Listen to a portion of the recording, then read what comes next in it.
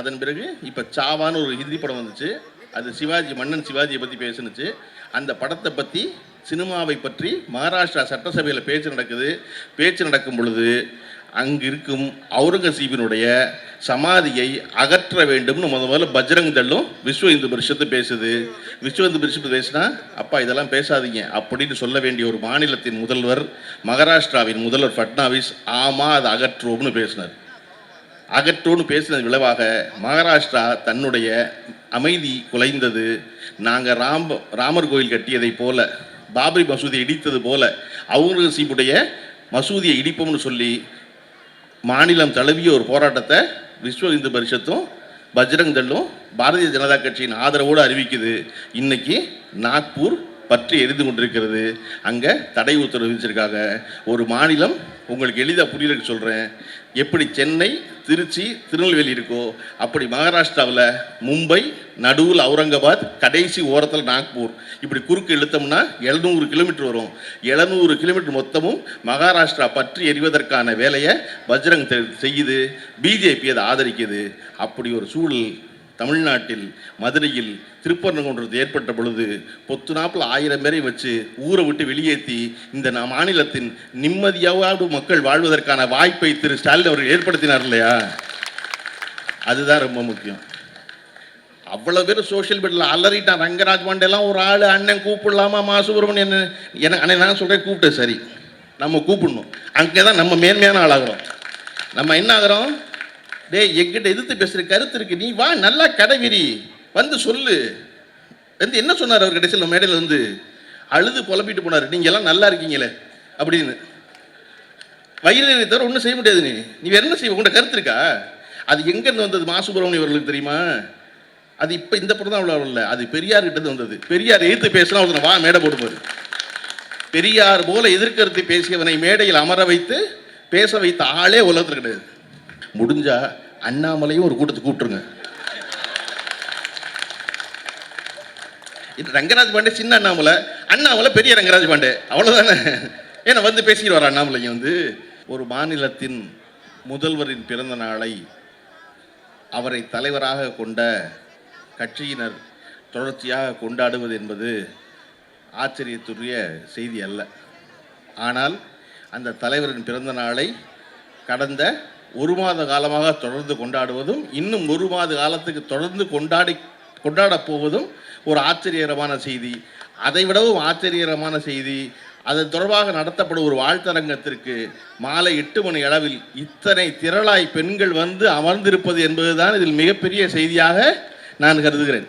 தனசேகரன் அவர்கள் வந்து பேசும்போது குறிப்பிட்டு சொன்னாங்க, வந்து நாங்கள் பூரா காரைக்குடியிலேருந்து வந்தவங்க, பூரா சினிமாவுக்கு வந்தவங்க அப்படின்னா. நான் அப்படி வரல, ஏவிஎம்ல கூப்பிட்டு வந்தார் அப்படி எல்லாரும் வந்தீங்கன்னு.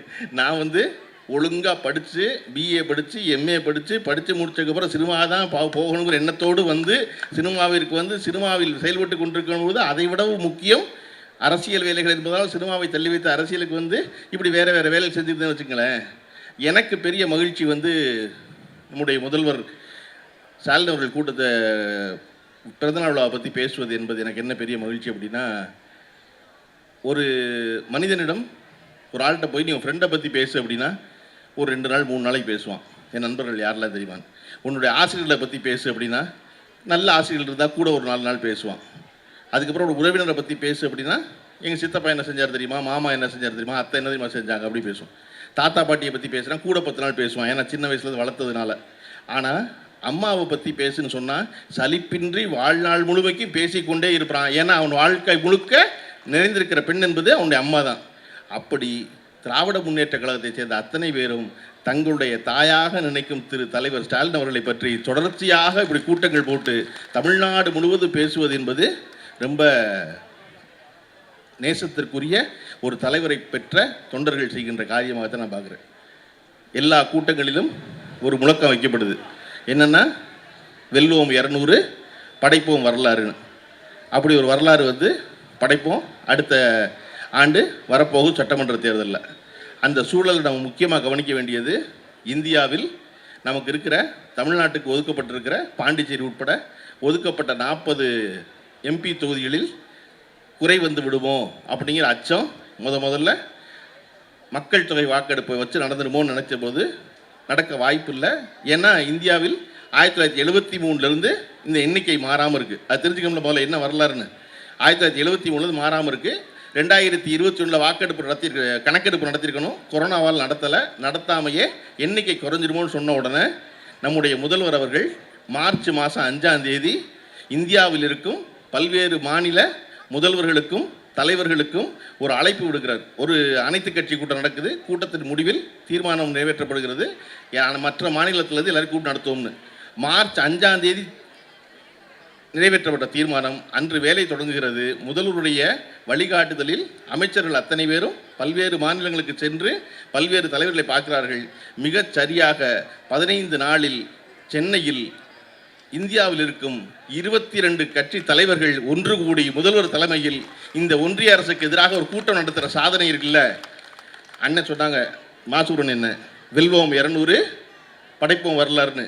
எனக்கு தெரிஞ்சு பிஜேபிக்காரன் தலைவரை என்னவாக்குறது முடிவு பண்ணிட்டான், பிரைம் மினிஸ்டர் ஆக்குறது முடிவு பண்ணிட்டான். நீங்கள் தான் சீஃப் மினிஸ்டர் ஆகிற வேலை பார்த்துக்கிட்டே இருக்கீங்க. ஒரு தலைவர் கிட்டத்தட்ட 15 நாளில் இந்தியாவில் இருக்கும் எல்லா தலைவர்களும் ஒன்று திரட்ட முடியும்னா இப்போ கவனம் பூரா தமிழ்நாட்டு பக்கம் திரும்பிடும். தலைவர் கலைஞருக்கும் நம்முடைய தலைவர் முதல்வர் ஸ்டாலினுக்கு ஒரு வேறுபாடு தான் இருந்துச்சு. என்ன அப்படின்னா, இதுவரையும் அவர் மொழியாலையும் பேச்சாலையும் எழுத்தாலையும் பெரிதும் கவர்ந்து பெற்ற இடத்தை நம்முடைய முதல்வர் உழைப்பால் பெற்றார். அதை அவரே சொன்னார், நான் என் தலைவரை போல தமிழிலும் எழுத்திலும் பேச்சிலும் சிறந்தவன் அல்ல, எனக்கு தெரிந்ததெல்லாம் உழைப்பு உழைப்பு உழைப்பு மட்டுமேனாரு. அதை செஞ்சுக்கிட்டே இருந்தார். கலைஞரை பற்றி என்ன பேசப்பட்டதுன்னா, இந்தியாவில் கலைஞர் தான் எப்பொழுதும் செய்தியாக இருப்பார்னு, கலைஞர் தான் செய்தியை உருவாக்குவார்னு. அந்த இடத்த எந்த தலைவர் அடையலை. இப்போ அந்த இடத்த தொட்டிருக்காரு முதல்ல நம்முடைய தலைவர் ஸ்டாலின் அவர்கள். கடந்த 10 நாட்களாக இந்தியாவின் செய்தியாக திரு ஸ்டாலின் அவர்கள் தான் இருக்கிறார்கள். ரூபாயின்னு மாத்திரம் தொடங்கி அனைத்து கட்சி கூட்டம் வரைக்கும். அப்போ இப்படி வேலை செய்கிற ஒருவரை கொண்டாடி பிறந்தநாள் வாழ்த்து சொல்லி பாராட்டுகிறோம்ல, ஏன் இது இவ்வளோ அவசியமாக இருக்குது, ஏன் இதெல்லாம் செய்ய வேண்டியிருக்கு அப்படின்னா, இந்த மாநிலத்தை மதவாதம் பற்றி கொள்ளாமல் காப்பாற்றி கொண்டிருக்கிற ஒரு முதல்வராக இருப்பதால், தலைவராக இருப்பதால் கொண்டாடுறோம். உங்களுக்கு உதாரணம் சொல்லணும்னா, மகாராஷ்டிராவில் அவுரங்கசீப்னு ஒரு செத்து போன மன்னன், நம்மெல்லாம் பழசு படிச்சிருப்போம் அவுரங்கசீப்னு. அவர் இருந்த பேரால் அவுரங்காபாத்னு ஒரு ஊர் இருந்துச்சு. அந்த அவுரங்காபாத்துக்கு பாரதிய ஜனதா கட்சி பேர் மாற்றினுச்சு. பேர் மாற்றினதுக்கப்புறம் அது சத்ரபதி சாம்பாஜி நகர்னு பேர் மாற்றப்பட்டுச்சு. அதன் பிறகு இப்போ சாவான்னு ஒரு ஹிந்தி படம் வந்துச்சு. அது மன்னன் சிவாஜியை பற்றி பேசுனுச்சு. அந்த படத்தை பற்றி, சினிமாவை பற்றி மகாராஷ்டிரா சட்டசபையில் பேச்சு நடக்கும் பொழுது அங்கு இருக்கும் அவுரங்கசீபினுடைய சமாதியை அகற்ற வேண்டும்னு முதல்ல பஜ்ரங் தள்ளும் விஸ்வ இந்து பரிஷத்து பேசுது. விஸ்வ இந்து பரிஷத்து பேசினா, அப்பா இதெல்லாம் பேசாதீங்க அப்படின்னு சொல்ல வேண்டிய ஒரு மாநிலத்தின் முதல்வர், மகாராஷ்டிராவின் முதல்வர் ஃபட்னாவிஸ், ஆமாம் அதை அகற்றுவோம்னு பேசினார். அகற்றோன்னு பேசினது விளைவாக மகாராஷ்டிரா தன்னுடைய அமைதி குலைந்தது. நாங்கள் ராமர் கோயில் கட்டியதை போல, பாபரி மசூதியை இடித்தது போல அவுரங்கசீபுடைய மசூதியை இடிப்போம்னு சொல்லி மாநிலம் தழுவிய ஒரு போராட்டத்தை விஸ்வ இந்து பரிஷத்தும் பஜ்ரங் தள்ளும் பாரதிய ஜனதா கட்சியின் ஆதரவோடு அறிவிக்குது. இன்னைக்கு நாக்பூர் பற்றி எரிந்து கொண்டிருக்கிறது. அங்கே தடை உத்தரவு விதிச்சிருக்காங்க. ஒரு மாநிலம், உங்களுக்கு எளிதாக புரியறதுக்கு சொல்கிறேன், எப்படி சென்னை, திருச்சி, திருநெல்வேலி இருக்கோ அப்படி மகாராஷ்டிராவில் மும்பை, நடுவில் அவுரங்காபாத், கடைசி ஓரத்தில் நாக்பூர், இப்படி குறுக்கு இழுத்தோம்னா 700 கிலோமீட்டர் வரும். 700 கிலோமீட்டர் மொத்தமும் மகாராஷ்டிரா பற்றி எரிவதற்கான வேலையை பஜ்ரங் செய்யுது. பிஜேபி அதை ஆதரிக்குது. அப்படி ஒரு சூழல் தமிழ்நாட்டில் மதுரையில் திருப்பரங்குன்றத்தில் ஏற்பட்ட பொழுது பொத்து நாப்பில் 1000 பேரை வச்சு ஊரை விட்டு வெளியேற்றி இந்த மாநிலத்தின் நிம்மதியாவது மக்கள் வாழ்வதற்கான வாய்ப்பை திரு ஸ்டாலின் அவர்கள் ஏற்படுத்தினார் இல்லையா? அதுதான் ரொம்ப முக்கியம். மலை மேலே மசூதி இருந்துச்சு, தர்கா இருந்துச்சு, மாத்துன்னு சொல்கிறதெல்லாம் டே அதெல்லாம் உன் வேலையை பாரு, அது ரொம்ப நாள் அங்கே இருக்குது, அது இருக்கும், நீ போ அப்படின்னு சொல்லி அனுப்புறது இருக்கு இல்லையா? அப்படி இங்கே எந்த மதவாத சக்திகளும் தலை தூக்காமல் இந்த தமிழ்நாட்டின் மக்கள் சகோதர எண்ணத்தோடு தொடர்ச்சியாக வாழ்வதற்கு தலைவர் ஸ்டாலின் அவர்கள் ஒரு காரியத்தை செய்கிறார் என்றால், தமிழ்நாட்டு மக்களும் அதற்கு அவ்வளவு உறுதுணையாக இருக்கிறார்களே ஏன் என்ற கேள்வி இருக்கிறது. தமிழ்நாட்டு மக்கள் சொல்லணும்ல, மற்ற மாநிலத்தில் எல்லாம் கேட்கறனால பிஜேபி என்ன சொன்னாலும் தமிழ்நாட்டில் ஏன் பிஜேபி சொன்னால் கேட்க மாட்டேங்கிறான், போப்பா எனக்கு தெரியுமான்னு சொல்கிறானே ஏன்? அப்படி ஏன்னா நம்ம இங்கே கடந்த 70 ஆண்டு காலமாக தொடர்ச்சியாக படிப்பு முக்கியம், படிப்பு முக்கியம், படிப்பு முக்கியம், எல்லாரையும் படிக்க வச்சிருக்கிறதுனால அவன் சொல்கிறான் போப்போம் வேலையை பார்த்து எங்களுக்கு தெரியும் நாங்கள் பார்த்துக்கிறோம் அப்படின்னு. தமிழ்நாட்டில் மட்டும் பாரதிய ஜனதா கட்சியின் எந்த செயல் திட்டமும் செயல்பட மாட்டேங்குது, எந்த துரோக திட்டமும் செயல்பட மாட்டேங்குது, எந்த விஷம பிரச்சாரம் விடுபட மாட்டேங்குது. அண்ணன் வந்து மாசுபுரமணி அண்ணன் வந்து பல கூட்டம் நடத்தும் போது ஒரு கூட்டத்தில் வந்து ரங்கராஜ் பாண்டேவை கூட்டம் நடத்திட்டாரு. அவ்வளோ பேர் சோஷியல் மீடியாவில் அலறிட்டான். ரங்கராஜ் பாண்டேலாம் ஒரு ஆள் அண்ணன் கூப்பிடலாமா மாசுபுரமணி அண்ணன் எனக்கு அண்ணன் நான் சொல்கிறேன் கூப்பிட்டேன் சரி நம்ம கூப்பிடணும். அங்கே தான் நம்ம மேன்மையான ஆளாகிறோம்.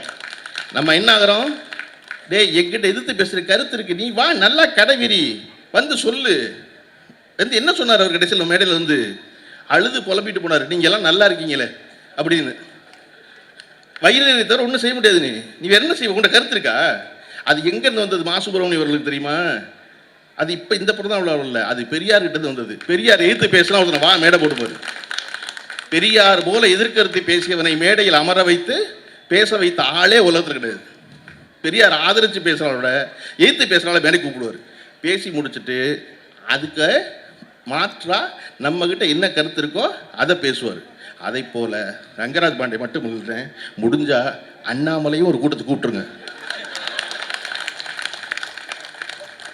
இது ரங்கராஜ் பாண்டே சின்ன அண்ணாமலை, அண்ணாமலை பெரிய ரங்கராஜ் பாண்டே, அவ்வளோதானே. ஏன்னா வந்து பேசிடுவார் அண்ணாமலைங்க வந்து.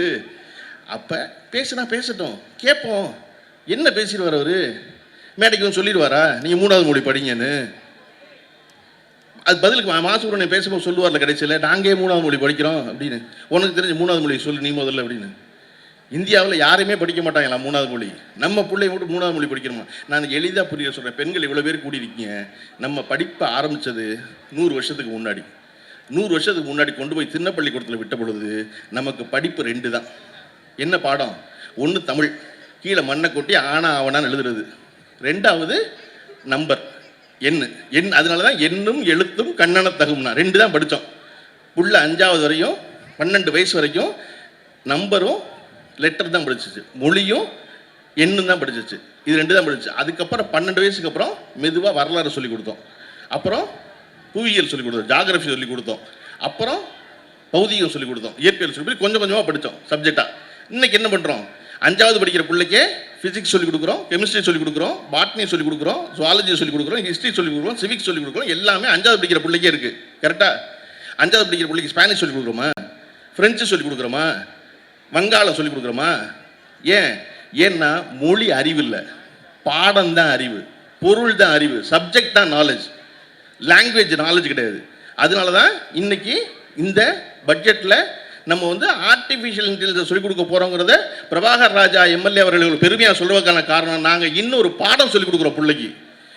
அந்த புள்ள தெரிஞ்சிக்க வேண்டியது பாடத்தை தான், மொழி இல்லை.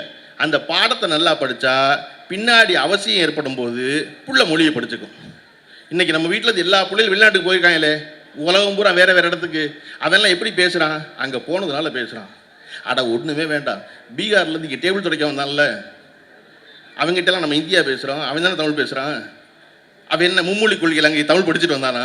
தமிழ்நாட்டுக்கு போனால் நல்லா டேபிள் துடைக்கலாம், தமிழ் தெரிஞ்சான் துடைப்போம். நான் வந்தாவன் வழி இல்லை, பிழைக்க வந்தான், வந்த இடத்துல வேலை செஞ்சான், வேலை செஞ்ச இடத்துல அந்த மொழியை கற்றுக்கிட்டாதான் நம்மளை வச்சுருப்பாங்க தெரிஞ்சுக்கிட்டு அவன் இந்த மொழியை படித்தான். சரியா? அப்படி எவனுக்கு தேவையோ அப்போ அந்த மொழியை படிக்க போகிறோம். தேவையில்லாமல் நாங்கள் உங்கள் வீட்டு பிள்ளைகள் அரசு பள்ளி படிக்கிற பிள்ளை ஹிந்தி படிக்க வேண்டாமா, 3வது மொழி படிக்க வேண்டாமா அப்படின்னு கேட்டால் படிக்க வேண்டாம்னு சொல்லுங்கள். படிக்கவே வேண்டாம். நம்ம வந்து பேரறிஞர் அண்ணா சொல்லி கொடுத்த நமக்கு இருமொழி கொள்கை இருக்கிறது. நமக்கு வந்து தமிழும் ஆங்கிலமும் இந்த மாநிலத்தில் மிக வளமையாக இருக்கிறது. அதனால எங்களுக்கு 3வது மொழி வேண்டாம். வேணுங்கிறால் யார் வேணாலும் படிச்சுக்கலாம். இங்கே இந்தி பிரச்சார சபை இருக்குது, ஃப்ரெஞ்சு கிளாஸ் இருக்குது, யார் வேணாலும் படிச்சுக்கலாம். பள்ளிக்கூடத்தில் ஒரு மொழியை சேர்ப்பது என்பது அந்த பிள்ளைக்கான சுமை. தேவையில்லாமல் ராத்திரி உட்காந்து வீட்டில் யார் சொல்லிக் கொடுப்பா அந்த பாடத்தை? எங்கே போய் படிக்க அந்த புட்டத்தை? அப்போ அது தேவையில்லை. இங்கே பொருள் தான் அறிவு, சப்ஜெக்ட் தான் அறிவு. ஆர்டிஃபிஷியல் இன்டெலிஜென்ஸ் போல், டேட்டா சயின்ஸ் போல் அதை சொல்லிக் கொடுக்கறது தான் வழி. அதை சொல்லிக் கொடுப்பதற்கு தமிழ்நாடு அரசு இன்று தொடங்கலை. இந்த பழக்கம் எங்கேருந்து ஆரம்பிச்சிச்சு அப்படின்னா நீதி கட்சியிலிருந்து தொடங்குகிறது. நான் வந்து இந்த திராவிட மாடல் அரசின் அனைத்து சாதனைகளையும் சொல்லி இந்த ராத்திரியை சிவராத்திரியாக்க விரும்பலை. நான் இந்த ராத்திரி 9 மணிக்கு முடிச்சு வீட்டுக்கு போகணுன்னா நம்ம ஒரு சாதனையை பேசினா போதும். அதில் முக்கியமானது எல்லாருக்குமான கல்விங்கிறது. அது எங்கே தொடங்குது அப்படின்னா நீதி கட்சி காலத்தில் பிராமணை மட்டுமே படிச்சுக்கிட்டு இருக்கும் பொழுது பிட்டி தியாகராயர் என்பவர் ஏன் மற்ற சாதிகளில் ஒடுக்கப்பட்ட சாதியில் படிக்க வர மாட்டேங்கிறாங்க அப்படின்னா, அவன் பூரா பசியில் இருக்கான், அவன் பூரா வறுமையில் இருக்கான், அவன் பூரா வேலைக்கு போகிறான் என்பதை உணர்ந்த பிட்டி தியாகராயர் முதல்ல சென்னை மாகாணத்தில் 1920களில் மதிய உணவு வழங்கி பள்ளிக்கூடத்துக்கு பிள்ளைகளை வர வச்சார். உலகத்திலேயே முதலில் படிக்க வந்தால் சாப்பாடு ஓடுவோன்னு சொன்ன முதல் மாகாணம் சென்னை மாகாணம் தான். அதை செஞ்சவர் பிட்டி தியாகராயர் தான் செஞ்சார். எப்படி இன்றைய முதல்வர் நம்முடைய தலைவர் திரு முத்துவேல் கருணாநிதி ஸ்டாலின் அவர்கள் காலை உணவு வழங்கிய பொழுது உலகமே உற்று பார்த்ததோ, அதை போல கிட்டத்தட்ட 100 ஆண்டுகளுக்கு முன்னால் நீதி கட்சியை சேர்ந்த பிட்டி தியாகராயர் மதிய உணவு வழங்கிய போது உலகமே உற்று பார்த்தது. என்னது மெட்ராஸ் ஸ்டேட்டில் மத்தியான சாப்பாடு போட்டு பள்ளிக்கூடம் நடத்துகிறாங்களா அப்படின்னு. அதுதான் பின்னாளில் பெரியாரால் ஊக்குவிக்கப்பட்டது. பெரியார் கல்வி என்பது ஒடுக்கப்பட்டவரை போல பெண்களுக்கும் மிக முக்கியம்னு பேசின ஒருத்தர் பெரியார். இன்னைக்கு பெரியாரை சீமானில் தொடங்கி ராஜாவிலிருந்து அண்ணாமலை வரை யாருக்கும் பிடிக்க மாட்டேங்குது. ஏன்? சாமி கும்பிடாதுன்னு சொன்னதுனாலயா? இல்லை, பொம்பளை பிள்ளைகளை படிக்க சொன்னதுனால, பொம்பளை பிள்ளைகளை சமமாக நடத்துன்னு சொன்னதுனால, பொம்பளை பிள்ளைகளை சொத்துல பங்கு விடுன்னு சொன்னதுனால, இதையெல்லாம் சொன்ன கிழமை பெரியார். அதனால வேண்டாம் பெரியார் அப்படின்ற பெரியார் தான் திருப்பி அதை வலியுறுத்துறாரு. பின்னாளில் அதையே அண்ணா வலியுறுத்துகிறார். பொய்ச்சிரிப்பும் புரட்டும் உலகம் நிலவும் உலகில் நம் வாழ்க்கை பாதை நேராக இருக்க வேண்டுமெனில் கல்வியை தவிர வேறு வழி இல்லை, கல்வியை தவிர வேறு கதி இல்லைங்கிறார் அண்ணா. அண்ணாவின் தொடர்ச்சியாக வந்த கலைஞர் அதை அழுத்தி பிடித்துக் கொள்கிறார். 1975 கலைஞர் மதுரை அமெரிக்கன் கல்லூரியில் தமிழ் மன்றத்துக்கு பேச்சாளராக போகிறாரு. அவருடைய துவக்க விழாவுக்கு முதலமைச்சர் கலைஞரோடு உடன் இருப்பவர் அன்றைய மின்துறை அமைச்சர் ஓபி ராமன் அவர்கள். ஓபி ராமன் ஒரு பெரிய வழக்கறிஞர், அவருக்கு கூட போகிறாரு. அந்த கூட்டத்தில் கலைஞரை வரவேற்று பேசிய மதுரை அமெரிக்கன் கல்லூரியினுடைய மாணவர் மன்ற செயலாளர் சொல்கிறாரு, கலைஞர் ஒரு படிக்காத மேதை, கலைஞர் ஒரு படிக்காத மேதை. படிப்பு ஒருவர் வாழ்க்கையில் முன்னேறுவதற்கு ஒன்றும் அத்தனை கட்டாயமில்லை என்பதற்கு வாழும் உதாரணம்தான் கலைஞர். அவர் அடைந்திருக்க உயரம் அளவிட முடியாதது அப்படின்னு சொல்லி கண்ணதாசனுடைய ஒரு பாட்டை உதாரணமாக சொல்கிறாரு. வாழை மரம் படித்ததில்லை, கனி கொடுக்க மறந்ததா, வான்முகிலும் கற்றதில்லை, மழை பொழிய மறந்ததா, கற்றதினால் அறிவு பெற்றோர் 1000 உண்டு, பாடம் படிக்காத மேதைகளும் பாரில் உண்டு அப்படின்னு பாட்டை சொல்லி கலைஞரை கொண்டாடி பாராட்டுறாரு. கலைஞர் பேச வரும்போது சொல்கிறாரு, தம்பி என் மேல் கொண்ட அன்பின் காரணமாக படிக்காத என்னை உயர்த்தி பேசினார், பேசக்கூடாது. உங்களுக்கு யார் தெரியுமா உதாரணம்? யாரை போல நீங்கள் வரணும் தெரியுமா? இந்த உட்கார்ந்துருக்காரு அமைச்சர் ஓபி ராமன், அவரை போல வரணும். அவர் இந்த கல்லூரியின் முன்னாள் மாணவர், அவர் மாநிலத்தில் அதிக மதிப்பெண் பெற்று வெற்றி பெற்றவர், அவர் இந்த மாநிலம் புகழும் வழக்கறிஞர், தன்னுடைய கல்வியின் காரணமாக இன்று அமைச்சரவை அலங்கரித்துக் கொண்டிருக்கிறார். ஓபி ராமனை போலத்தான் நீங்கள் வரணுமே ஒழிய ஓபி ராமனை தான் வழிகாட்டி எடுத்துக்கணும் ஒழிய என்ன எடுத்துக்காதீங்க. ஏன்னான்னு சொல்றாரு, விதி விலக்கு வழிகாட்டி ஆகாதுங்கிறார் கலைஞர். விதி விலக்கு வழிகாட்டி ஆகாது, அதை வச்சுக்காது அப்படின்னு. அதை வச்சுக்க கூடாது. ஒரு தலைவன் சொல்லணும்ல, தன்னை புகழ்ந்தா பிடிக்கும்ல, ஆமாம் நான்லாம் படிக்காமல் பிரமாதமாக வந்தவன் ஓபி ராமனுக்கு மேலே நான் தானே சொல்லணும். ஆனால் சொல்லாமல் நீ யாரை வச்சுக்கணும்னா, யார் படித்திருக்கிறாரோ அவரை உதாரணமாக கொள், என்னை உதாரணமாக கொள்ளாதுன்னு சொன்ன தலைவர் இருக்கார் இல்லையா, அந்த தலைவரின் வழியாகத்தான் 1922 ஜூன் மாதம் 13ஆம் தேதி நம்ம திருவள்ளூர் மாவட்டத்தில் எண்ணும் எழுத்துங்கிற திட்டத்தை துவங்கி வச்ச நம்முடைய முதல்வர் ஸ்டாலின் அவர்கள் சொன்னார், வாழ்க்கையில் தரம் உயர்வதற்கு ஒரே வழி கல்வி மட்டும்தான். படிக்காத ஒருவர் சாதித்தார் என்று யாரையாவது காட்டினால், படித்ததனால் சாதித்த 1,00,000 பேரை நம்மால் காட்ட முடியும். படிக்காமல் ஒருத்தர் சாதித்தார் என்று சொல்வது நம்மளை சூழ்ச்சி வலையில் சிக்க வைப்பது. இவனெல்லாம் படித்து விட்டானே என்ற எரிச்சலில் சொல்வது. அதனால் படியுங்கள் படியுங்கள் படியுங்கள்னாரு தலைவர் ஸ்டாலின் அவர்கள். ஸ்டாலின் அவர்கள் படியுங்கள் படியுங்கள் சொன்னது எங்கேருந்து வருது? நீதி கட்சியிலிருந்து வருது. 1920 வருது, 2024 2021 குளத்தூரில் சொல்கிறது. அப்போ கிட்டத்தட்ட 100 ஆண்டு காலமாக ஒரு மாநிலம் படிப்பதை பற்றியே கவலைப்பட்டு கொண்டே இருக்கிறது. அதிலும் குறிப்பாக பெண்கள் படிப்பதை பற்றி. கலைஞர் அவர்கள் 89 முதல்வராக பொறுப்பேற்றுக் கொண்ட பிறகு 8வது வரை பொம்பளை பிள்ளை படித்தா கல்யாணத்துக்கு 5000 ரூபா கொடுப்போம்னாரு. நிருபர்கள்லாம் கேட்டாங்க, அது என்ன பொம்பளை பிள்ளை யாரு கல்யாணம் பண்ணாலும் நீ 5000 கொடுக்க வேண்டியதானே, அதனை 8வது வரையும் படித்தா கொடுக்குறது அப்படின்னு கலைஞர் உடனே சொன்னார். அப்படியாவது 8வது வரையும் பொம்பளை பிள்ளைகளை படிக்க வைப்பீங்களே, அதுக்காக தான் சொல்கிறேன்னாரு. அதன் பின்னால் அது தாலிக்கு தங்கமாக மாறியது. நம்முடைய முதல்வர் ஸ்டாலின் அவர்கள் நினைச்சாரு, தாலிக்கா தங்கம் கொடுக்கறது, இந்த பொம்பளை பிள்ளையிலேயே தங்கமாக மாற்றணும், எப்படி மாற்றுறது இல்லையா? ஒரு தடவை 1 கிராம் தங்கம், 1 பவுன் தங்கமாக என்னென்ன போகிறோம்? ஒரு பொம்பளை பிள்ளை நல்லா படித்து நல்லா வேலைக்கு போய் நல்லா இருந்தால் அந்த பொண்ணு எத்தனை பவுன் தங்கம் வேணாலும் வாங்கிக்கும். அப்போ 6வதுலேருந்து 12வது வரையும் அரசு பள்ளியில் படித்தா அந்த பெண்களுக்கு எவ்வளவு படித்தாலும், எவ்வளவு நாளைக்கு படித்தாலும், படிப்பு முடியும் காலம் வரை மாதம் 1000 ரூபாய் அறிவித்த ஒரே ஒரு மாநிலம் தமிழ்நாடு தான். இன்னைக்கு பெண்களுக்கான பேருந்து பயணத்தை பற்றி அமைச்சர் அவர்கள் புள்ளி வர கணக்கெல்லாம் சொன்னார். நீங்கள் அந்த பேருந்து பயணம் எவ்வளோ பெரிய மாற்றத்தை, அது இத்தனை கோடி பேர் பயணம் செய்கிறார்கள் என்பது வேறு. அந்த பேருந்து பயணம் என்ன மாற்றத்தை தெரியுமா வாழ்க்கையில் ஏற்படுத்தும்? இந்த கேகே நகரில், இந்த எம்ஜிஆர் நகரில் இருக்க ஒரு காலேஜ் படித்த ஒரு பொண்ணு, காலேஜ் படிக்கிற ஒரு பொண்ணு சாயந்தரம் இங்கே இருக்க ஒரு ஃபேன்சி ஸ்டோரில் வேலை செய்யணும்னு நினைக்கிது. வேலை செஞ்சால் எம்ஜிஆர் நகரில் என்ன சம்பளம் கொடுப்பார்? ஒரு ஃபேன்சி ஸ்டோர் கடைக்கார முதலாளி ஒரு 7000 ரூபா சம்பளம் கொடுப்பார், ஒரு 8000 ரூபா சம்பளம் கொடுப்பார். அவ்வளோதான் கொடுக்க முடியும், எவ்வளோ வியாபாரம் நடக்கும். அந்த பொண்ணு இங்கேருந்து கிளம்பி டி நகருக்கு வேலைக்கு போணுச்சுன்னா, பாண்டி பஜாருக்கு வேலைக்கு போணுச்சுன்னா, அதே வேலைக்கு சேல்ஸ் கேர்ள் வேலைக்கு இங்கே 8000 ரூபா சம்பளம், அங்கே 10,000 ரூபா ஆயிரும். அங்கே 10,000 ஆயிரமா, 2000 கூட கொடுப்பாரு அங்கே இருக்கேன்னு. ஏன்னா அங்கே வியாபாரம் கூட நடக்கும், கடை பெரிய கடை, அதனால ஈஸியாக 10,000 கூட கொடுப்பாரு. ஆனால் இங்கே இருக்க அப்பா என்ன சொல்லுவார்? சுமதி, நீ எதுக்கு இங்கே எம்ஜிஆர் நகர்லேருந்து பாண்டி பஜாருக்கு போகிற? பஸ்ஸுக்கே 1500 ரூபா ஆயிரும், சரியாக போச்சு, அதுக்கு பேசாமல் இங்கேயே வேலை பார்த்தேன்னா நம்ம அண்ணன் கடை, சீக்கிரம் வீட்டுக்கு வந்தாலும் அப்படிப்பாரு. இப்போ பேருந்து இலவசமாக ஓடணும்னு அந்த பொண்ணு என்ன சொல்லுவானா, அப்பா கூட 2000 ரூபா கிடைக்கும், பஸ்ஸு சும்மா ஓடுது, நான் டி நகரில் போய் வேலை பார்த்துட்டு வரேன். அந்த பொண்ணு கிளம்பி டி நகருக்கு போவான். எம்ஜிஆர் நகர்லேருந்து டி நகருக்கு போன பொண்ணு டி நகரோடு நிற்பாளா? டி நகருக்கு போன பொண்ணு அங்கேருந்து அடுத்த வேலை கிடச்சி சென்னையை விட்டு பாம்பேக்கு போக பாப்பா. இதுக்கிடையில் படிப்பு முடியும், படிப்பு முடிஞ்சு அவளுடைய மேற்படிப்பை நான் பாம்பேயில் படிச்சுக்கிட்டே வேலை செய்கிறேன்னு படிக்க பாம்பேக்கு போய் வேலையை பாம்பேயில் பார்ப்பா. பாம்பேயில் வேலை செய்கிற பொண்ணு படிச்சுக்கிட்டே இருக்க, அடுத்து என்ன செய்வா? மேற்படிப்புக்கு அங்கேருந்து ஃப்ரான்ஸுக்கு போவா. அப்போ ஒரு இலவசமாக ஒரு பேருந்து ஓட்டுவதால் ஒரு பெண்ணின் வாழ்க்கை எம்ஜிஆர் நகர்லேருந்து ஃப்ரான்ஸுக்கு மாறிடும். அப்படின்னா அதனால தான் பொண்ணை படிக்கும், அதனால தான் அதுக்கு பஸ்ஸு விடுவோங்கிறோம். ஏன் பொம்பளை பிள்ளையை படிக்கணும்னு அரசு கவலைப்படுது? ஒரு ஆம்பளை பிள்ளை படித்தா அவன் மட்டும் படித்தவன் இருப்பான், ஒரு பொம்பளை பிள்ளை படித்தா அவன் தலைமுறையே படித்த பிரதமர். பிள்ளைகளை படிக்க வைக்க அவசியம், அது ரொம்ப முக்கியம் இல்லையா? ஒருத்தர் மட்டும் படிப்பதான் முக்கியம். அதனால தான் 6வதுலேருந்து 12வது வரையும் அரசு பள்ளியில் படித்தா மாதம் 1000 ரூபா தர்றோம். சரி, 11, 12 படிக்கலை, 10வது வரையும் தான் படிச்சிருக்கோம், டிப்ளமோக்கு தான் போகிறோம், ஐடிஐக்கு தான் போகிறோம் அப்படின்னா பரவாயில்ல. 10வது வரையும் படித்து டிப்ளமோ படிக்க போகிறீங்க, பாலிடெக்னிக் படிக்க போகிறீங்க அப்படின்னாலும் 1000 ரூபா பொம்பளை பிள்ளை படிக்கிற கொடுக்குறோம். எனக்கு எம்ஜிஆர் நகர் மாதிரி இடத்துல பேசுவது என்ன தெரியுமா பெரிய மகிழ்ச்சி? இந்த ஏரியாவில் இருக்க பெண்கள் எல்லோரும் பார்த்தீங்கன்னா ஒரு பழக்கம் உண்டு, பிள்ளைகளுக்கு சோறு ஊட்டுறதுக்கு ரோட்டுக்கு வந்துடுவாங்க.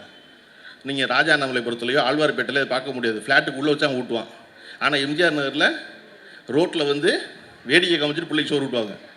என்னப்பா பிள்ளைக்கு சோறு ஊட்டுறது, வேடிக்கை காமிச்சு சோறு ஊட்டுற விஷயமா அப்படின்னா அதில் விஷயம் இருக்குது. அந்த அம்மா என்ன பண்ணுவான்னா தன் பிள்ளைக்கு மட்டும் சோறு ஊட்ட மாட்டான், பக்கத்து வீட்டு பிள்ளை பக்கத்தில் இருந்து சீலையை பிடிச்சி இழுக்கும், அந்த பிள்ளைக்கு ஒரு வாய் சோறு ஊட்டுவார். கிண்ணத்தில் சோறு கொண்டது தன் பிள்ளைக்கு ஊட்டத்தான், ஆனால் பக்கத்தில் ஒரு பிள்ளை வேடிக்கை பார்க்குது, வேடிக்கை பார்க்குற பிள்ளை சும்மா விடக்கூடாது, அதனால் அதுக்கு ஒரு வாய் ஊட்டுவார். அப்படி அரசு பள்ளியில் 6வதுலேருந்து 12வது வரையும் படித்தவங்களுக்கு தான் மாதம் 1000 ரூபாய்ன்னு சொன்ன முதலமைச்சர், அரசு உதவி பெறும் பள்ளி இருக்கு இல்லையா, அந்த பிள்ளையெல்லாம் வேடிக்கை பார்த்து இல்லையா, அந்த பிள்ளையெல்லாம் வேடிக்கை பார்க்குது, ஒரு கவலத்தை அந்த பிள்ளைக்கு ஊட்டுண்டா அந்த பிள்ளைகளுக்கு மாதம் 1000 ரூபா பொம்பளை பிள்ளை எந்த பள்ளிக்கூடத்தில் படித்தாலும் பரவாயில்ல கூடு அப்படின்னு. அடுத்து வேடிக்கை பார்த்த பிள்ளை யார்? நம்ம ஆம்பளை பையன். என்னங்க நீங்கள் பொம்பளை பிள்ளைகளுக்கு கொடுக்குறீங்க, நாங்கள் என்ன செஞ்சோம்? அதுக்கு மட்டும் புதுமை பெண் திட்டம்னா நாங்கள் ஆள் இல்லையா, வாங்க அப்படின்னு தமிழ் புதல்வன்னு ஒரு பேர் வச்சு போன ஆகஸ்ட்லேருந்து ஆம்பளை பிள்ளைக்கும் 1000 ரூபா. ஒரு மாநிலம் தொடர்ச்சியாக படிப்பவர்களுக்கு பணம் கொடுத்து கொண்டே இருக்கிறது, தொடர்ந்து படின்னு. அப்படி படிக்க வச்சதுனால இந்த திராவிட முன்னேற்ற கழக ஆட்சி வந்த பிறகு, இந்த திராவிட மாடல் நாயகர் ஆட்சிக்கு வந்த பிறகு பெண்கள் படிப்பின் எண்ணிக்கையில் 35 விழுக்காடு கூடியிருக்கிறது. 100க்கு 30 பேர் படித்தாங்கன்னா இப்போ 50 பேர் படிக்கிறாங்க. இது கூடியதற்கான காரணம் அவர்களுக்கு ஊக்கத்தொகையாக கொடுத்த 1000 ரூபா. 3 லட்சம் பெண்கள் அதிகமாக படிக்கிறாங்க, 2 லட்சம் ஆண்கள் படிக்கிறாங்க. இவ்வளவு பேர் படிப்பதற்கான காரணம் இந்த அரசு அதை பற்றி கவலைப்படுகிறது. உங்களுக்கு ஒரு எளிய கணக்கு சொல்லிடுறேன்.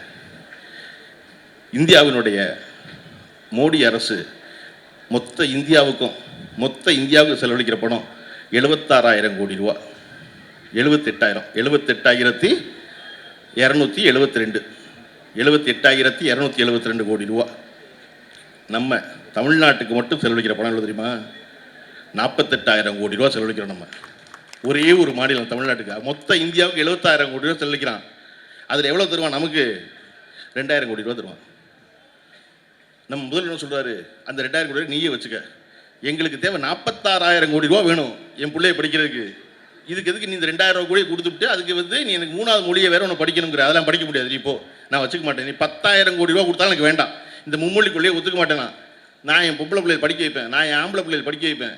இந்த மாநிலத்தில் பெண்ணாய் பிறப்பதற்கு மாதவம் செய்திடல் வேண்டுமம்மான்னு மற்ற மாநிலத்து பெண்கள்லாம் பொறாமைப்படும் ஒரு ஆட்சியை நடத்தி கொண்டிருக்கும் முதல்வர் சொல்கிறாரு, எனக்கு நீ பணம் தர வேண்டாம், நான் பணத்தை வச்சுக்கிறேன் அப்படின்னு. அப்போ இந்தியாவை ஆளும் பாரதிய ஜனதா அரசு எதுக்கு முக்கியத்துவம் கொடுக்கிறது? எதற்கு பணம் செலவழிக்கிறது?